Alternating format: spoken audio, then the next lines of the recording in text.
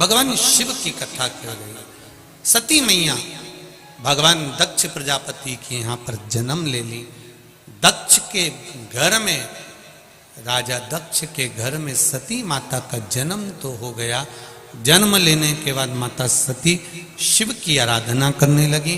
उनका विवाह भगवान शंकर के साथ हो गया। शिव जी के साथ में जब विवाह हो गया, आनंद में रहने लगे सब। अब जरा ध्यान देना कि जमाई बुरा कैसे हो गया वो समझ ले थोड़ा सा। आप बहुत अच्छे हैं, आप बहुत श्रेष्ठ हैं, आप बहुत अच्छे हैं, पर कोई कोई व्यक्ति ऐसा होगा जिसकी निगाह में आप हमेशा बुरे ही रहेंगे। आप उसके लिए जान भी निकाल के रख दोगे तो भी उसकी दृष्टि में आप कभी अच्छे नहीं हो सकते। आप अपनी पूरी जिंदगी उसके चरणों में निकाल दोगे तो भी आप अच्छे नहीं हो सकते। एक बार जिसकी दृष्टि में आप बुरे हो गए तो भले तुम पूरा मुंह का निवाला भी दे दोगे तो भी अच्छे नहीं हो सकते। तो भी वो आपका खोट देखेगा ही, बुराई देखेगा ही, ये निश्चित है। और यदि वो आप में खोट देख रहा है, आप में बुराई देख रहा है और आप उसके लिए अच्छा ही अच्छा कर रहे हैं, करो, मना नहीं है। पर तुम सोचो कि वो तुम्हारी बुराई करना बंद कर दे, वो तुम में बुरा देखना बंद कर दे, वो तुम में गलतियां देखना बंद कर दे, तो ये नहीं हो सकता। क्योंकि परमात्मा ने उसको तुम्हारे लिए पैदा ही इसलिए करा है कि तुम्हारी वो गलतियां छांटता है।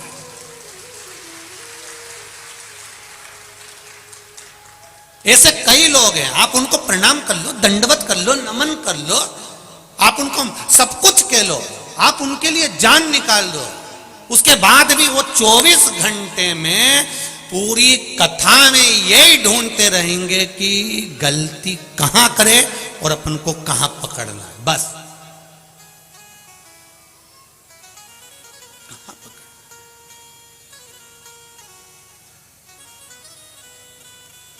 जिस बहू की निगाह में सास बुरी हो गई, जिस सास की निगाह में जो बहू बुरी हो गई, वो बहू बेचारी 24 घंटा भी काम कर लेगी ना तो भी वो बुरी की बुरी ही रहेगी। तुम भले आगे बढ़ बढ़ के सब कर लो, तुम भले शादी में आगे बढ़ बढ़ के काम कर लो, तो भी किसी की निगाह में अगर तुम बुरे हो गए हो तो वो यही देखेगा कि आगे बढ़ बढ़ के काम कर रही, जरूर मायरे में जो साड़ी आ रही होगी ना, दो चार निपटा जाएगी। उसकी दृष्टि में तुम गलत हो गए ना तो कभी ठीक देख ही नहीं सकता। आप पूरा जान निकाल दो उसके लिए, पूरा प्राण निकाल दो आप उसके लिए, नहीं देखे। वो बुरा देख लिया उसने तो बुरा ही रहेगा। पर यह नहीं है कि हमको उसका बुरा करना। शिव महापुराण की कथा कहती है, भगवान विष्णु ने भगवान शंकर के पास में जहर भेज दिया, विष।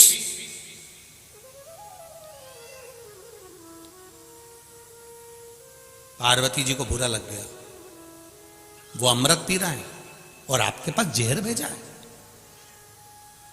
देवता 33 कोटि देवी देवता अमृत पिएंगे और आपको जहर। भगवान बोले तो क्या हो गया, जहर भेजा है, पी लेते हैं। आपको मालूम है विष है, विष, मर जाओगे। शंकर भगवान ने अपनी अर्धांगिनी को जो कहा है, संसार की सारी अर्धांगिनियां इस बात को अच्छे से सुन लेना। पार्वती जी कह रही है विष पियोगे मर जाओगे। शंकर भगवान कहते हैं जब मैंने तेरे साथ में 7 फेरे लिए थे, तेरे गले में मंगल सूत्र बांधा था,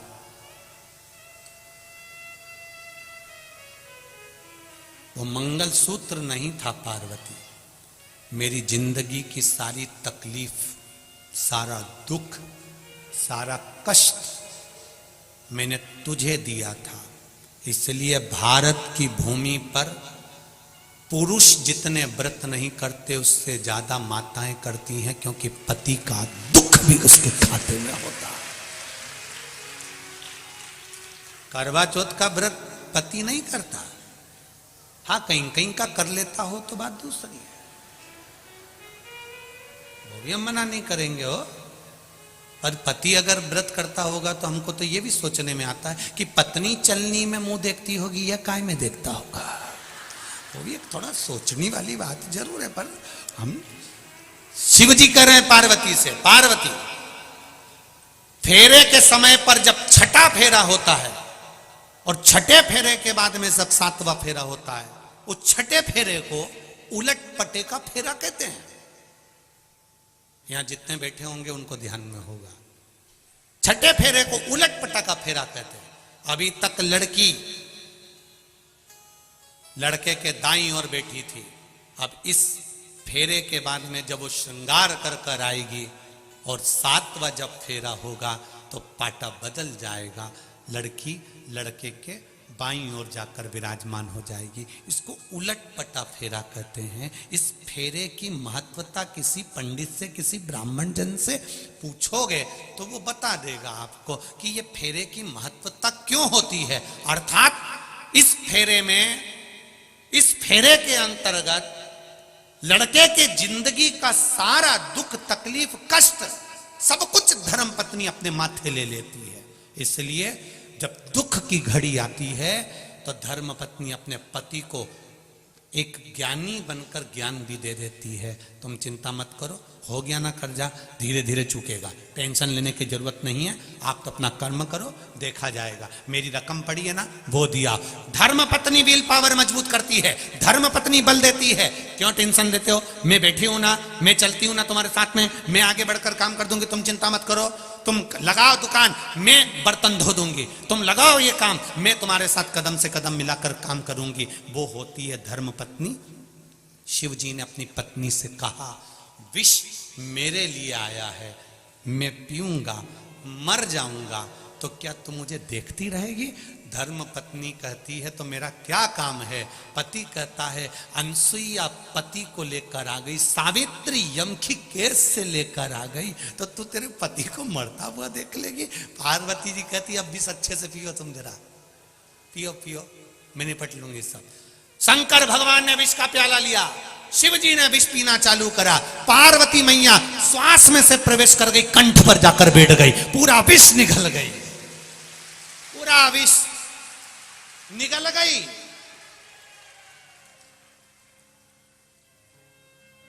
लोग पूछते हैं शंकर जी का स्वरूप नीला है, पार्वती काली कैसे हो गई? शिव जी कहते हैं विष तो उसी ने पिया था, विष तो उसी ने पिया था, कंठ में बैठी है, कंठ में।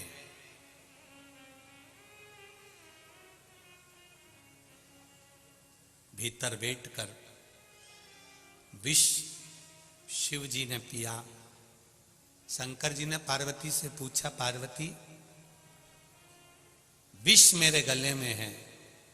पार्वती जी कहती हैं मैं भी आपके कंठ में ही हूं, आपने मेरे कंठ में मंगल सूत्र बांधा था, आपके कंठ में मैंने माला पहनाई थी, वो माला साधारण नहीं थी, तुम्हारी पार्वती तुम्हारे साथ कदम से कदम मिलाकर खड़ी, कदम से कदम मिलाकर। एक धर्म पत्नी का सबसे बड़ा धर्म है, पति अगर गलत मार्ग पर जा रहा है, व्यसन में जा रहा है, मदिरा पान में जा रहा है, मांसाहार में जा रहा है, जुए में जा रहा है, वेश्यावृत्ति में जा रहा है, धर्म पत्नी का फर्ज है उसको सुधारने का प्रयास करो। ये नहीं कि मायके में जाके बैठ जाऊंगी तो ये सुधर जाएगा। वो सिंदूर चढ़ा हुआ अभी तक बटुक भैरू था, तू गई तो काल भैरव बन जाएगा। उसको सुधारने की जवाबदारी तुम्हारी भी है, उसको संवारने की जवाबदारी तुम्हारी भी है।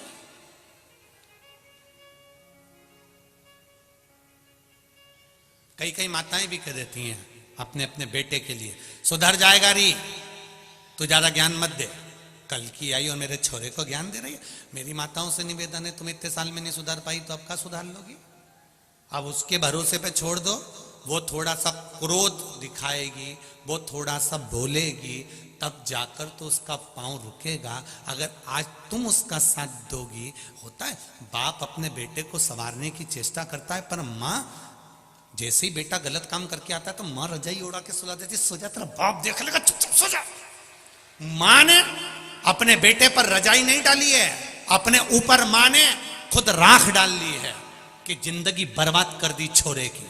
जिस दिन गलत काम कर कर, एक हमने बचपन में पढ़ी थी एक कथा, शायद तुमने भी पढ़ी होगी, कानपुर की जीजियों और जीजाओं, तुमने भी पढ़ा होगा, हमने भी अपने बचपन में पढ़ा था। एक बच्चा पेंसिल चुरा लाया, पेंसिल चुरा के मम्मी को बोला, माँ मैं पेंसिल लाया हूँ। माँ ने कुछ नहीं कहा। बच्चा पेन लाया, माँ ने कुछ नहीं कहा। बच्चा बॉक्स लाया, माँ ने कुछ नहीं कहा। बच्चा बैग चुरा लाया, माँ ने कुछ नहीं कहा। वो बच्चा नामी चोर हो गया। चोर हो गया, पकड़ाया, ले जाकर खड़ा करा, जेल में डाल दिया। जेल में डाल दिया, तब उस बच्चे से पूछा गया, तेरी अंतिम इच्छा क्या है, क्योंकि तुझे सूली पर चढ़ाया जा रहा है। वो बच्चा कहता है, मेरी माँ को बुला दो, मैं उनके कानों में कुछ कहना चाहता हूँ।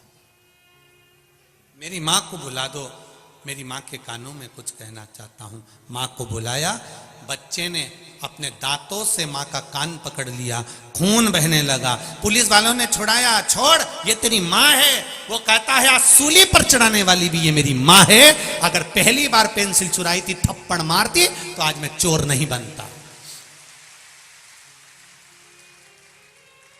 हम अपने बच्चों को अगर संवारेंगे तो बच्चा संवरेगा। हम अपने बच्चों को नेक मार्ग दिखाएंगे तो नेक मार्ग पर चलेगा। हम अपने बच्चे को सुधारने का प्रयास करेंगे, बच्चा सुधरेगा। आप अगर बच्चे पर रजाई डाल रहे हो तो बच्चा भी सोचेगा कि मेरी माँ मेरा पक्ष ले रही है, तो वो गलत करेगा, ये निश्चित है। थोड़ा सा सवारी हमने पढ़ा है बचपन में, शायद आपने भी पढ़ा होगा। ऐसा नहीं है कि नहीं पढ़ा होगा, पढ़ा सबने होगा।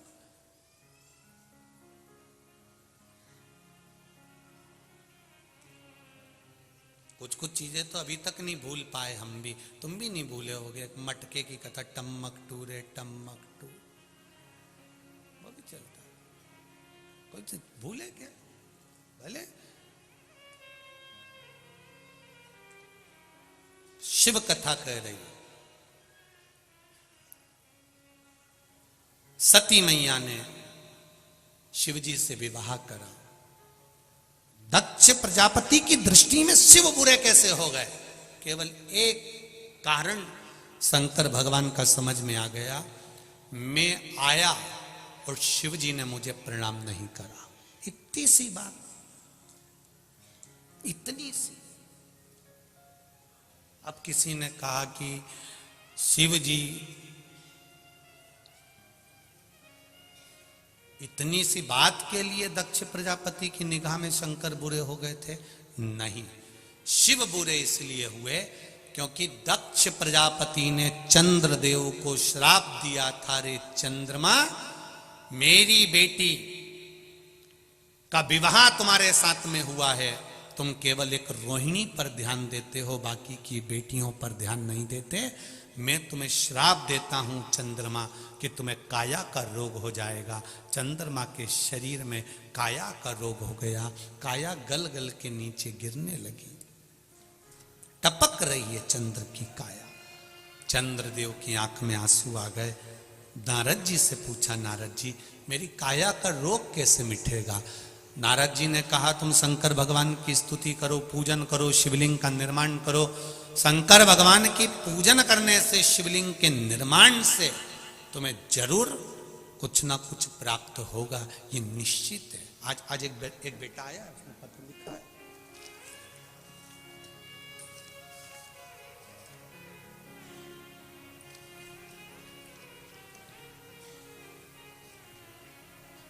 शुभम बिश्नोई, रायसेन मध्य प्रदेश से आए हैं। शुभम बिश्नोई कहीं है? आप ही हैं? दोनों हाथ हिला दो बाबू। श्री शिवाय नमस्तुभ्यम। बोलना चाहोगे क्या?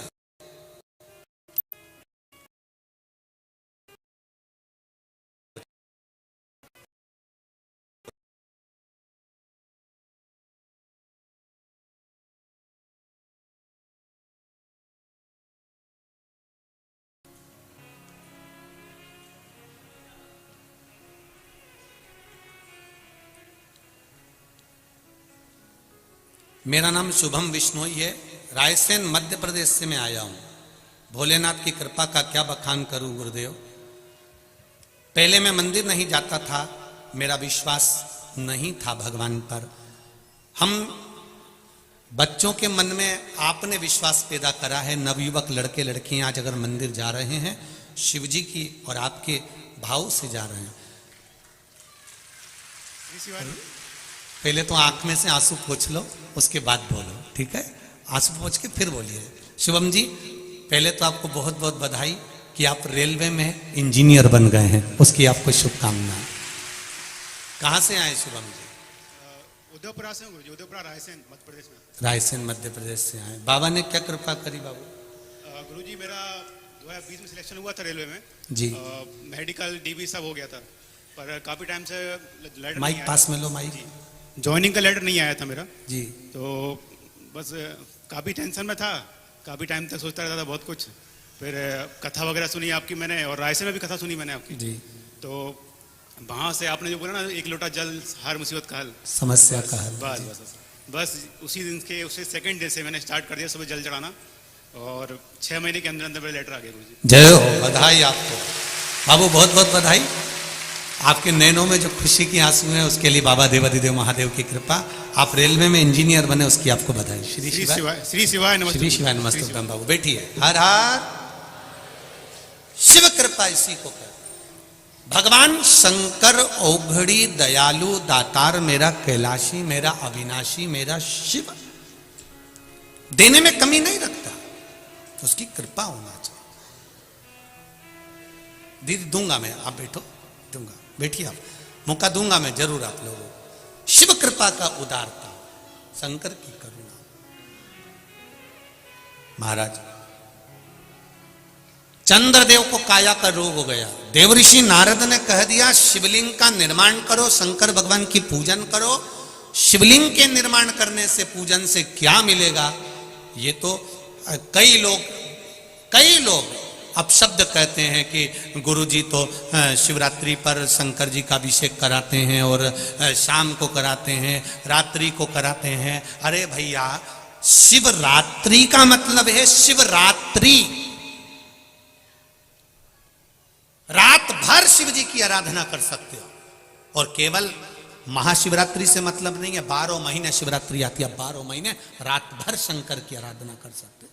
मेरे शिव जी की पूजन के लिए कोई समय मेरे शंकर के लिए नहीं बताया गया कि तुम सुबह पूजन करना, कि दोपहर में करना, कि शाम को करना। शंकर जगत के पिता हैं, और पिता के कमरे में जाने के लिए बेटे को संकोच नहीं करना चाहिए। जब मर्जी पड़े तब चलो। तुम्हारा मन करे जब भगवान भोलेनाथ के पास जाओ, तुम्हारा मन करे तब शिव के पास जाओ। जैसे रायसेन से आए हुए बेटे ने लिखा कि हम जैसे नवयुवक बच्चों में भगवान के प्रति विश्वास जागृत हुआ है शिव महापुराण के माध्यम से।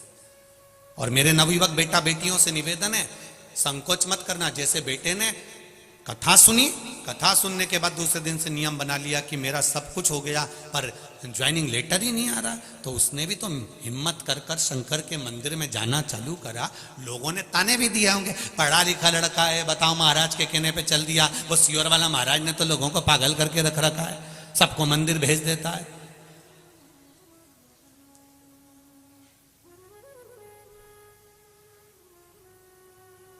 तो उसमें दिक्कत क्या है मंदिर जाने में?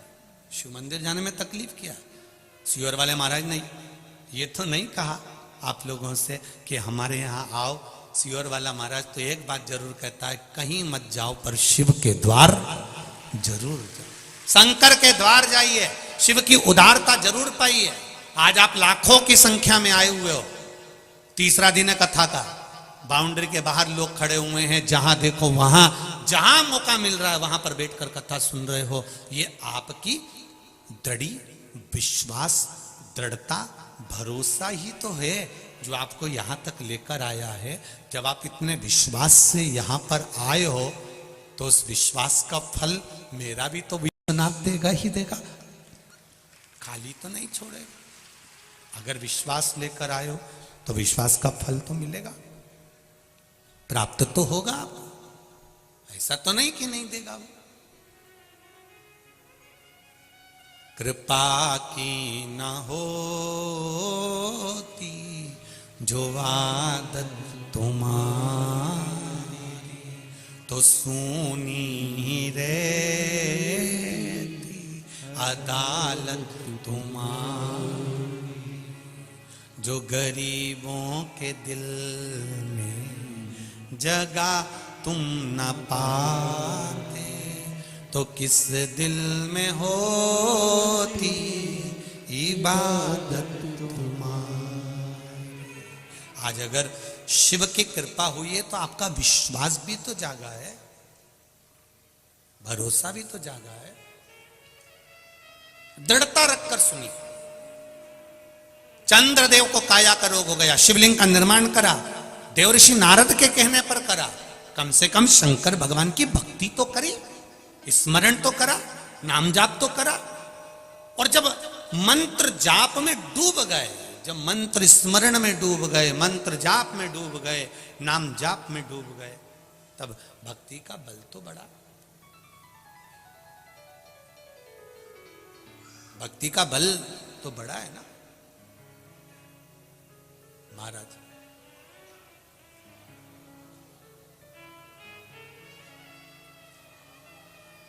उस भक्ति के बल पर शिव की आराधना। कार्यकर्ता थोड़ा ध्यान दें, पत्रकारों को नीचे घूमने की परमिशन है, वो कहीं पर भी घूम सकते हैं क्योंकि वो पत्रकार है। इसका ध्यान रखें। कोई भी कार्यकर्ताओं को नीचे अगर पत्रकार कहीं से फोटो ले रहे हैं या लिख रहे हैं या बैठे हैं, उनको कोई मना नहीं है। पत्रकारों के लिए ये जागरूकता रहे, कार्यकर्ता इसका स्मरण रखें, क्योंकि वो भी अपना समय निकालकर यहाँ पर फोटोज लेने या लिखने या कथा का स्मरण करने आते हैं।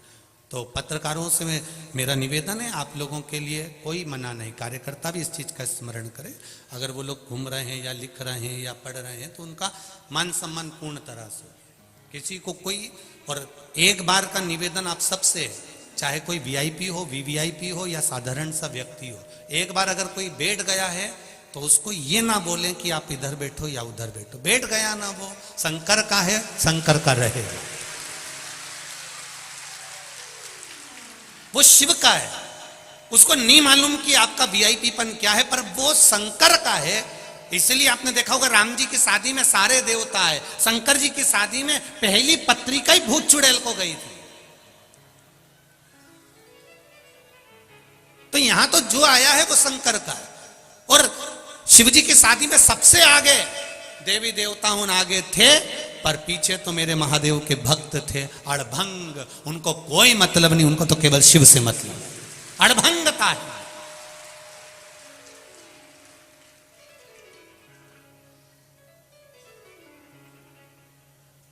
हमारा ये मना नहीं है, हमारे लिए वीवीआईपी वीआईपी और आप सब एक जैसे हो। हमारे लिए उसके लाखों दीवाने बड़े से बड़े उसके चरणों में कंकड़ माटी से पड़े, उसके लिए सब बराबर।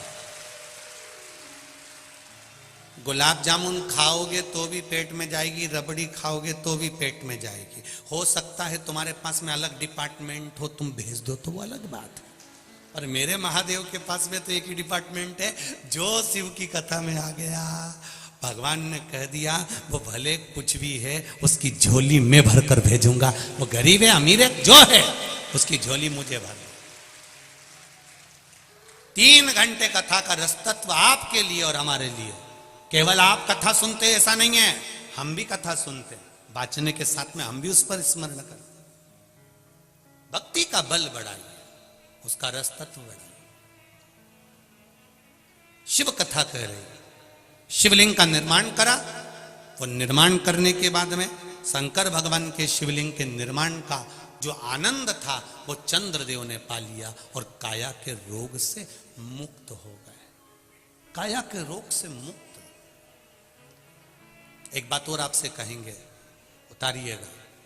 जिसके शरीर में सफेद चमड़ी पड़ने लगती है, चर्म रोग हो जाता है, या चेहरे पर आंख के पास में पूरा कालापन आ जाता है, उसको हमेशा याद रखना है, लाल चंदन का लेपन पीपल के पत्ते पर करिए।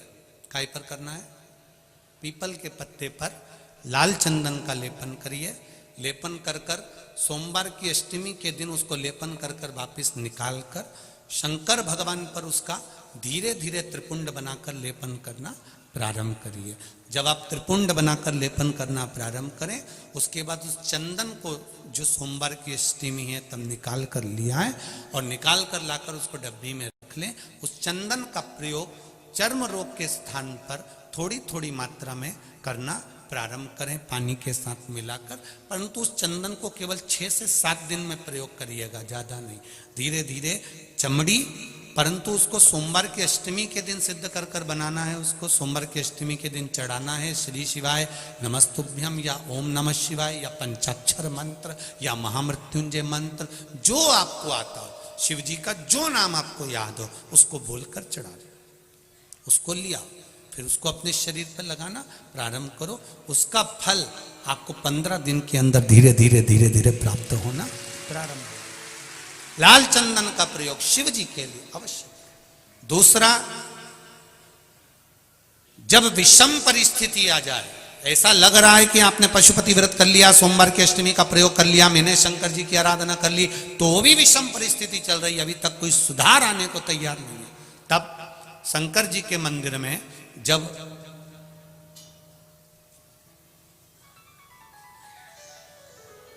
बेलपत्र चढ़ाने के लिए आप जाएं, तब प्रयास करिएगा कि बेलपत्र को, अशोक सुंदरी का स्थान सबको मालूम है ना, बोलो जम के बोलो जरा, मालूम है सबको? अशोक सुंदरी वाली जगह पर बेलपत्री को डंडी वाली जो जगह है जहां से पानी बहकर जाता है उधर रखना। उसी बेलपत्री को वापस उठाना है। शिव जी के शिवलिंग पर जब बेलपत्री रखो तो डंडी का भाग, आप यहां बैठे हो तो डंडी का भाग पीछे की ओर होना चाहिए। शिवलिंग जैसे ये है तो डंडी का भाग पीछे की ओर। उसको रखकर 7 लोटा जल भगवान शंकर पर समर्पित कर दीजिए, अपने भाव को रखते हो। अगर विषम परिस्थिति चल रही है, आपने पशुपति व्रत कर लिया, सोमवार के अष्टमी का कर लिया, उसके बाद भी कार्य नहीं हो रहा, अटक रहा है किसी कारणवश, कोई फाइल मोटी है, थोड़ा समय लग रहा है, तो 7 लोटा जल का प्रयोग करें। धीरे धीरे 7 लोटा जल शिव जी को बाल्टी में भरकर ले जाएं अपने घर से। 7 कलश जल शिव जी को समर्पित करना है और समर्पित करने के बाद उस बेलपत्री को वापिस अपने ही घर पर लेकर आ जाना। 11 दिन 21 दिन उसको रखो, फिर उसका विसर्जन वापिस किसी नदी, सरोवर, तालाब या वृक्ष के नीचे कर दीजिए। बाबा हाथ पकड़कर बाहर निकाल ही देगा। परिस्थिति अगर बहुत विचित्र, विषमता, बहुत विषम परिस्थिति में उस जगह पर इसका प्रयोग कर सकते। शंकर भगवान को रिझाना, बेलपत्र का प्रयोग भगवान शिव को रिझाने का जो आनंद है, शिव को जो मनाने का आनंद है, वो एक स्वरूप ही अलग है, उसका एक स्वरूप आनंद। शंभु शरणे पड़ी मांगू घड़ी रे घड़ी, दुख काटो दया करी दर्शन। शिव की आराधना का फल प्राप्त करें, भक्ति प्रबल होनी चाहिए। चंद्रदेव की काया ठीक हो गई। आज दक्ष प्रजापति की सभा लगी है, शिव जी जाकर बैठ गए, उठ नहीं पाए, नमन नहीं कर पाए, प्रणाम नहीं कर पाए, देख नहीं पाए। जब नहीं देखा, दक्ष प्रजापति को क्रोध आ गया। क्रोध आया, खड़े हो गए, श्राप दे दिया, रे शिव, ये केवल देखने का श्राप नहीं है, ये केवल दक्ष प्रजापति ने इसलिए शंकर जी का अपमान करा क्योंकि इन्होंने चंद्रदेव की काया को ठीक कर दिया था। श्राप दिया था दक्ष प्रजापति ने, और चंद्रदेव जब सभा में आकर बैठे तो उनकी काया ठीक थी। चंद्रदेव की काया बिल्कुल ठीक। दक्ष प्रजापति ने पूछा, चंद्रदेव की काया ठीक कैसे हो गई? मैंने श्राप दिया था तो ये तो ठीक नहीं होना था, फिर ये ठीक कैसे हो गया? तब देव ऋषि नारद ने कहा, दक्ष प्रजापति, तुमने श्राप दिया है पर संवारने वाला वो भोलेनाथ सामने बैठा हुआ है। उसने सवाल, शिव ने इसको अच्छा कर दिया, हाँ, शंकर भगवान ने इसको अच्छा कर दिया, हाँ। रुको, अब गुस्सा